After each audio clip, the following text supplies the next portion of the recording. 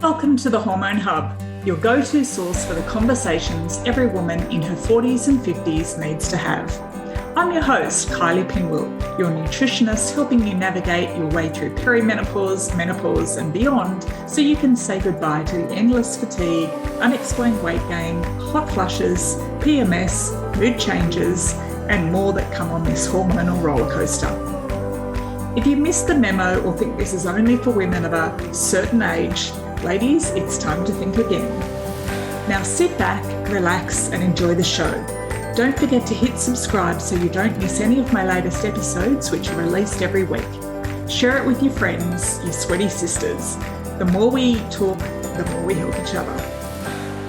Hello, my friends, and welcome back to this episode of the Hormone Hub. I'm your host, Kylie Pinwell, and today we are talking about the importance of your digestive health.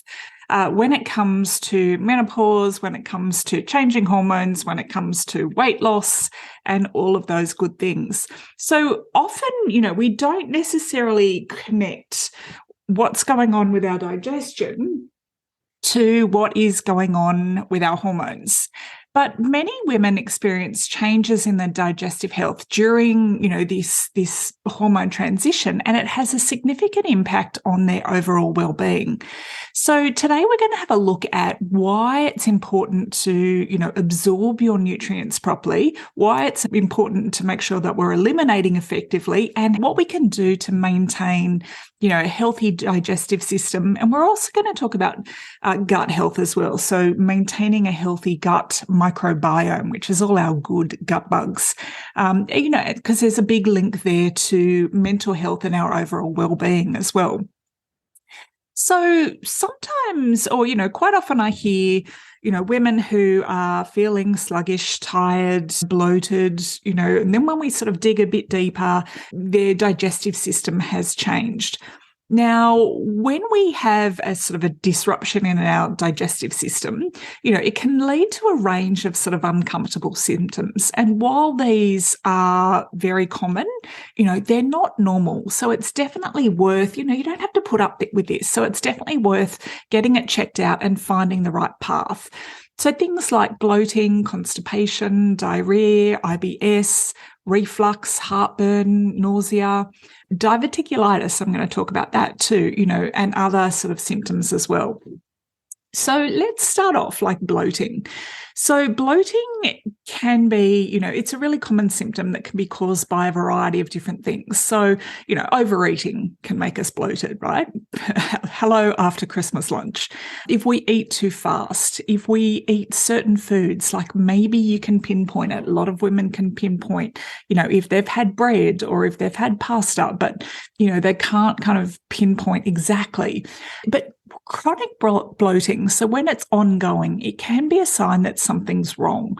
So IBS is definitely one, celiac, even IBD or inflammatory bowel disease. So it's worth getting checked out. But it's also sort of worth playing with what type of foods or what foods might be triggering this. Next up, really common constipation. So it may seem that when we hit sort of our 40s, our 50s, everything slows down, and this includes our bowel movements.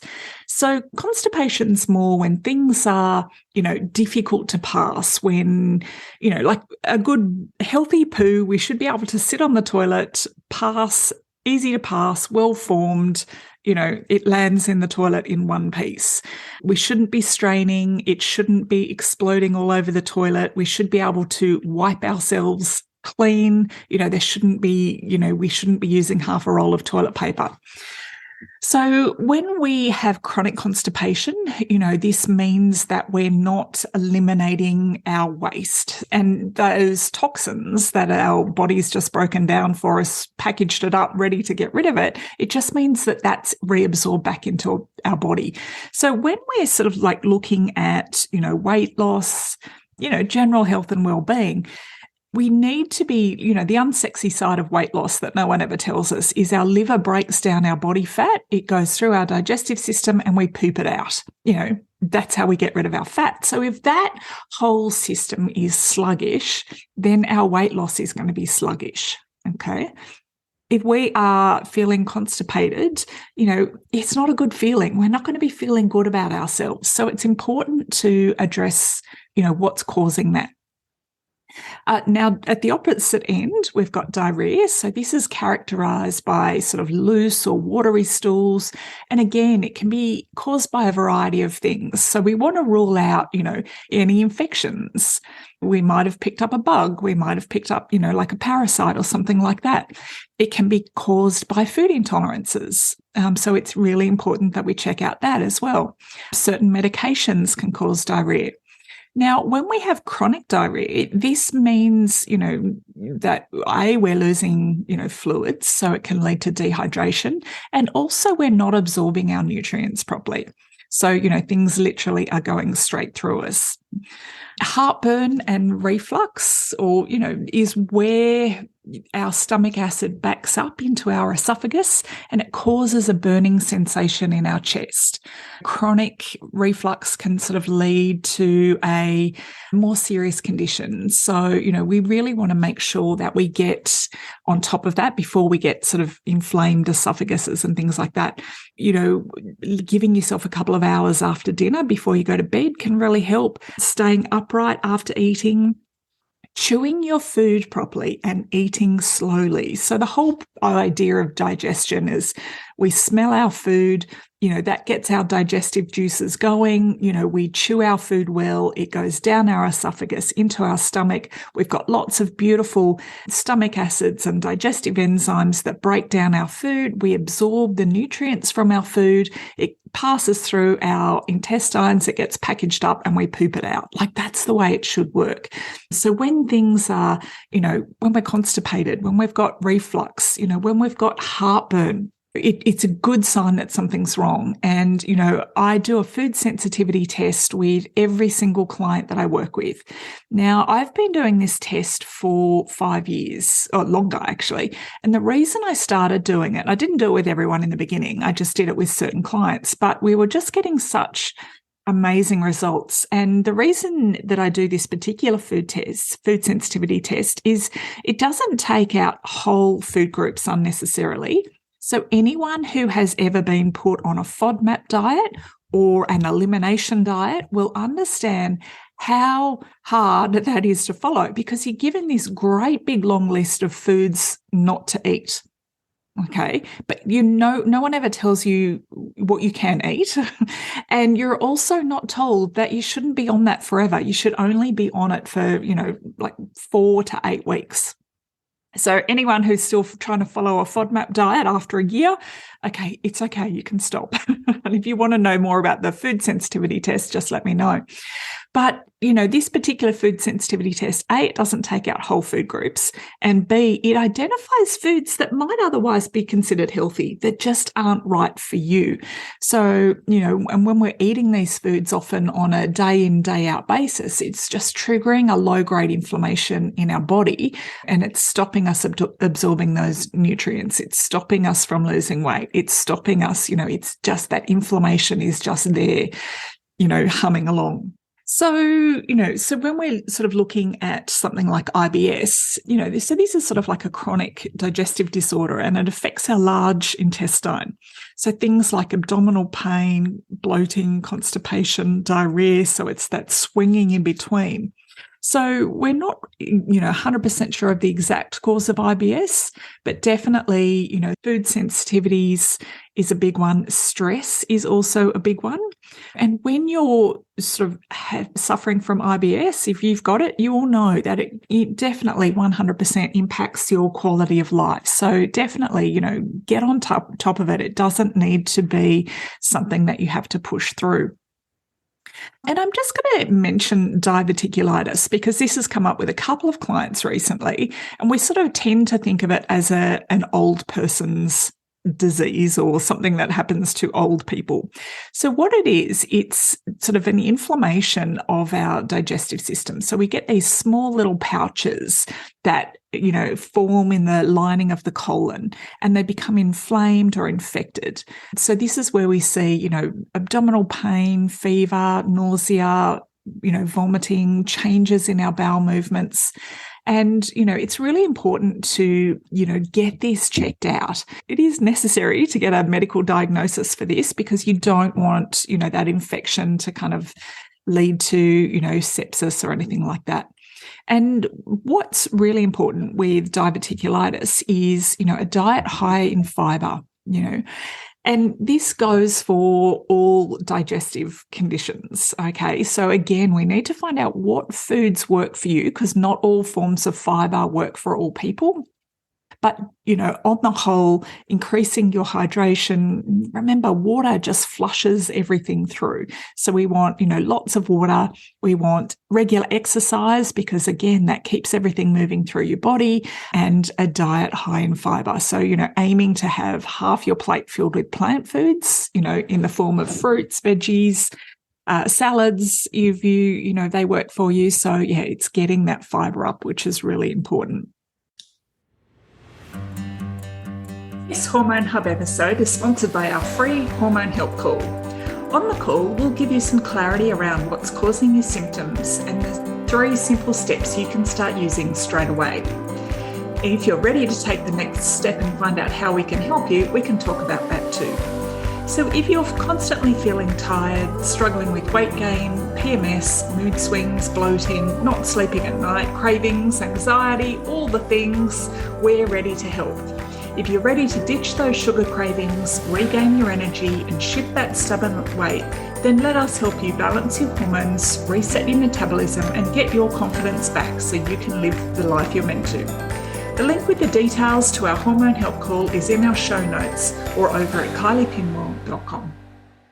Okay, so why we need to sort of, have a look at our digestive system, because what happens from a hormone perspective is during, that transition through perimenopause into menopause, we, obviously experience a decline in estrogen. And this is also linked to a decrease in the production of our digestive enzymes. So if we think of digestive enzymes, they're the little Pac-Men that, sort of chomp around. They break down our protein, they break down our fat, they break down things like lactose in milk, so they're really important to break down and help us absorb the nutrients from the food that we eat. So, if you are not absorbing the nutrients from the food that you're eating, you may not be getting the necessary vitamins and minerals you need from your diet. So this is where we tend to see, fatigue and, you're tired, and when this goes on long term, this is where we can see, deficiencies in iron, for instance, because you're not absorbing that iron into your body. We might see, low calcium absorption, which can mean, that can affect our bone density. So it's important to get on top of this and not just ignore it. Okay, so again, focusing on eating a balanced diet rich in whole foods, fruits, vegetables, whole grains, lean proteins, and avoiding our processed and sugary foods, because this again can interfere with nutrient absorption as well. Now, why we need to eliminate properly. So, if we don't want to feel sluggish, if we want to feel energetic, we want to promote weight loss, this is where getting, that elimination right is important. So no one, like I said, no one feels good when they're constipated, because this leads to bloating, discomfort. Again, those toxins get absorbed back into the body. If we've got diarrhea, this can result in dehydration and nutrient loss as well. So so again, regular exercise, plenty of water, high fiber foods, your fruits, veggies, whole grains as well.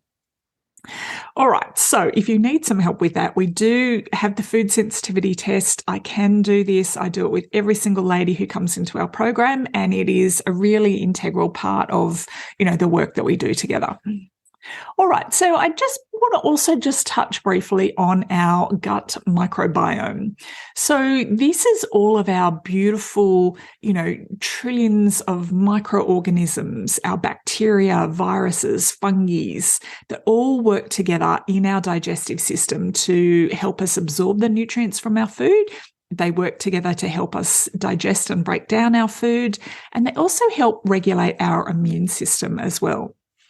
So certainly the hormone changes that we have during menopause can lead to changes in our gut microbiome. So this, is a contributing factor to bloating, gas, abdominal pain, constipation as well. So it's really important, that we work extra hard on looking after that digestive health. And, there's so much research coming out with, when there's an imbalance in that gut microbiome to, mental health conditions, so anxiety and depression. So all of our sort of happy hormones, if you like, are made in our gut. So all of our neurotransmitters. So it's really important, again, to sort of stay on top of this, particularly if you're already prone to, low mood or anxiety or depression, And it's kind of a chicken and egg, because certainly, menopause can trigger that as well. So we need to do what we can to support the gut and, those underlying causes. Okay, so what do we do to maintain a healthy gut microbiome? So this is, again, it all links back to fiber-rich foods. So things like, our fruits, veggies, rolled oats, brown rice, quinoa, so those beautiful, whole grains. And then we can also, so the fiber from our food is going to feed our good gut bugs. And then, if we consume, fermented foods, things like yogurt, kefir, sauerkraut, miso is another really good one. This can all help promote that growth of that beneficial gut bacteria. Okay, so you go food first. So before you sort of run off and go, I need a probiotic now, come back to the food, like we talked about in last week's episode where we looked at supplements. Come back to food, improve your diet first. So just to sort of wrap it up, digestive health plays a vital role in our overall health and well-being, okay, especially during this transition through perimenopause and menopause. So we need to be really conscious of focusing on our nutrient absorption, effective elimination, maintaining a healthy gut microbiome, and this is going to help support our mental health and our physical health. So, definitely by eating a good balanced diet, staying hydrated, exercising regularly, this will all help promote that optimal digestive health. So, you can have a healthier, happy life. So I hope today has been helpful. Let me know, and I'll see you in the next episode. Thank you for taking the time to listen today. You can head on over to the show notes at kyliepinwell.com/podcast, where you'll find all the links, and I have a little bonus surprise waiting for you. Before we go, it would mean the world to me if you head on over to your favourite podcasts channel, subscribe and leave a review. Make sure to screenshot it, DM it to me so I can thank you personally. Then stay tuned for next week's episode. Can't wait to see you then.